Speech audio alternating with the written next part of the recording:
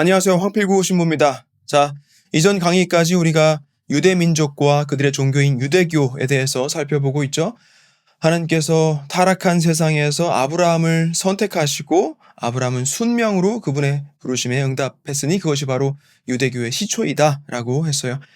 시간이 흐르고 모세가 이스라엘을 이집트로부터 탈출시키고 시나이 산에서 하느님의 계명이 새겨진 돌판을 받으면서 하나님과의 계약을 새롭게 맺고 이때부터 유대교는 민족 종교로서 자리를 잡게 됩니다. 이스라엘은 걸어서 2주면 갈 수 있는 거리를 40년에 거쳐서 잘못과 뉘우침을 반복하고 또 혹독한 시련을 이겨내면서 신앙의 공동체가 되고 그제서야 약속한 땅에 들어갈 수가 있었어요. 기원전 13세기였고 장정 숫자만 60만 명이었다 그랬어요. 자, 그래서 이번 시간에도 역시 계속해서 유대 민족에 대한 이야기로 이어나가 보도록 할 텐데 중간에 페니키아인들에 대한 이야기를 조금 할 거예요. 이제 그 부분은 따로 영상을 분리시켜서 올리도록 하겠습니다.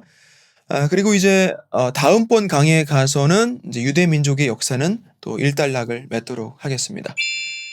유대인들의 고향과도 같은 가나안은 두 거대 문명, 그러니까 메소포타미아와 이집트를 연결하는 교통의 요충지, 또 교역로, 그리고 주변 세력 간의 각축지였어요. 그런 가나안으로 건너가서 정착했던 유대인들에게 처음 붙여진 이름은 이브리였어요. 이브리. 강 건너온 사람들이라는 뜻이에요. 나중에 히브리가 됩니다. 그리고 또 야곱, 곧 이스라엘의 자손이라는 의미로 이스라엘이라고 불리기도 합니다. 기존에 가나안에 살고 있었던 족속들을 쫓아버리고 그 뒤로 거기에서 800년간 이 문명의 교차로이자 또 교통 요충지인 가나안 땅에서 자리를 잡고 살아요. 시기적으로는 소아시아에서 철기 문명이 시작된 때이고 인도 유럽어족의 대이동이 시작된 때예요. 민족들 간의 연쇄적인 이동이 많이 있었고 그래서 가나안에도 유동 인구가 굉장히 증가하면서 여러 민족이 함께 살게 되는 바람에 또 인종이 좀 거기서 섞이기도 했지만 이스라엘은 여전히 하나님과의 약속을 믿었고 신앙을 지키면서 살았어요. 민족이나 인종이 다르더라도 누구나 유대교를 믿으면 그 신앙 공동체의 일원으로 받아들여졌습니다. 물론 지금 유대 공동체의 모습과는 조금 차이가 있죠. 반대로 당시에 유대교를 믿지 않거나 우상 숭배를 하는 민족들과는 당연히 사이가 좋을 수가 없었겠죠. 자, 가나안으로 돌아온 이스라엘은 아주 독특한 정치 체제를 갖습니다. 12지파의 각 족장들이 영토를 이렇게 분할 통치하면서 종교 의식을 할 때는 또 같이 모여서 거행을 했어요. 일종의 민주주의라고 할 수가 있죠. 모든 지파가 평등한 권리를 누렸어요. 다른 국가들은 뭐가 있었어요? 왕이 있었죠. 왕이 있으면서 그 왕의 통치를 받았던 한편 이스라엘은 왕이 아닌 판관을 선출했단 말이에요. 지파 연맹이죠. 지파 연맹에 관한 그런 전반적인 사항을 그렇게 선출된 판관이 담당을 합니다. 이 판관이 입법과 사법권을 가졌고 어떤 유사시에는 이제 군사 지도자 역할을 했어요. 근데 그러면서 또 왕 같은 절대 권력을 또 갖지는 않아요. 자, 이 체제를 200여 년 유지를 했는데 그럴 수 있었던 이유는 바로 나라 전체가 유일 신앙으로 똘똘 뭉쳐져 있고 지파들 사이에는 평등 사회가 이루어져 있었기 때문이에요. 사실 애초에 중앙 집권제에 익숙하지도 않았던 민족이기도 했죠. 12지파 체제로 시작을 했고 지파들끼리는 수직적인 관계가 아닌 평등한 동맹 관계였단 말이에요.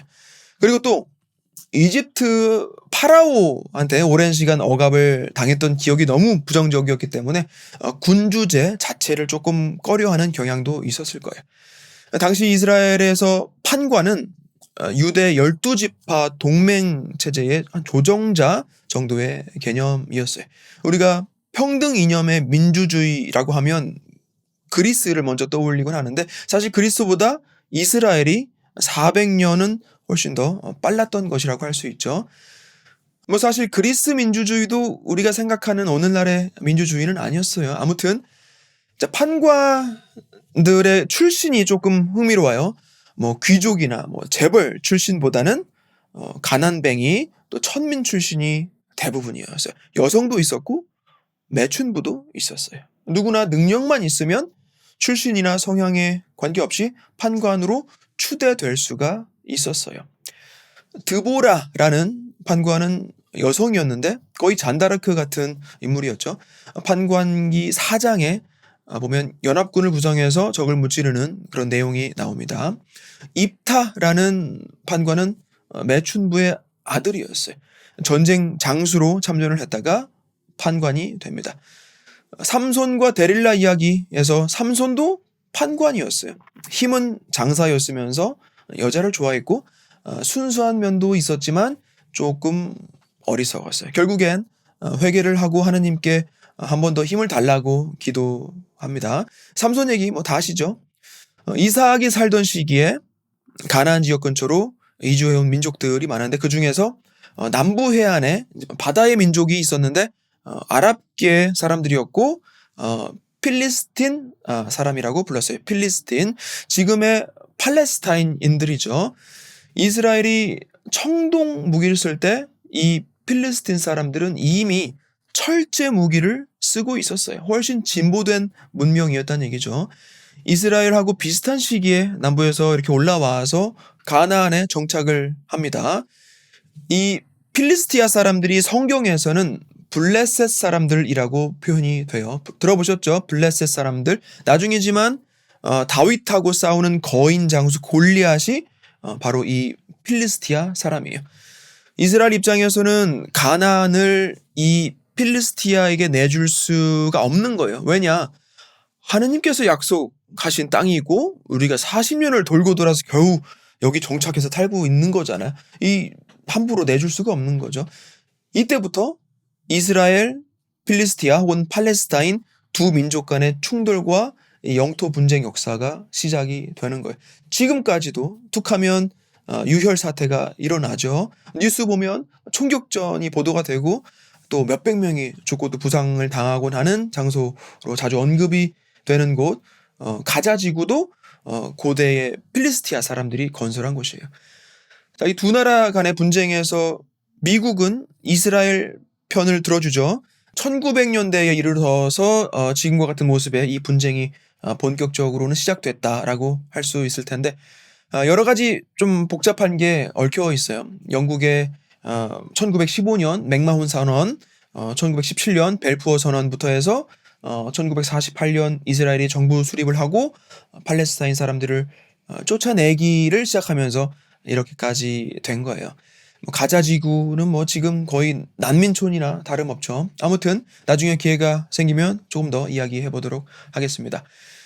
이스라엘이 가나안에서 대적하게 된 이 필리스티아는 그때까지의 적수들하고는 비교가 안 되게 강했어요. 엄청난 힘을 자랑했던 판관 삼손도 결국 포로로 잡혀서 죽임을 당했죠. 삼손을 따르던 단 지파는 그 길로 해체가 되고 또 다른 지파인 유다 지파는 필리스티아에 이미 정복을 당하고 맙니다. 그래서 이제 이스라엘은 조금 더 강력한 지도 체제의 필요성을 느끼게 돼요. 그때까지는 12지파가 외부에서 적이 침략했을 때만 일시적으로 판관이라는 지도자 아래 동맹을 맺고 싸웠단 말이에요.